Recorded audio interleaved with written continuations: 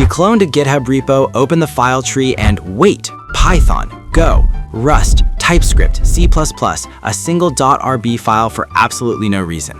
Your first thought, this developer needs therapy. But here's the thing, they might actually be a genius. See, every time someone on Reddit declares their language the one true language, a senior engineer somewhere quietly closes the tab and goes back to shipping. Because in real systems, languages aren't religions, they're tools, and different tools solve different problems. Your browser only speaks JavaScript. That's not a preference, that's just physics.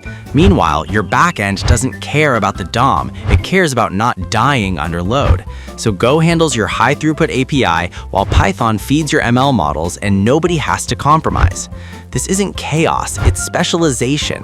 YouTube runs JavaScript on the front end, C++ in the media pipeline, and Python and Go in the back end. Netflix does Java on the server, Python for data work. Instagram, Python backend, React on web, Swift and Kotlin on mobile. These aren't accidents. These are deliberate architectural decisions made by people who've been paged at 3 a.m. and learned their lesson. And they all talk to each other through APIs, gRPC, message queues, contracts that say, I don't care what you're written in, just give me JSON and don't be slow. Is it complex? Absolutely.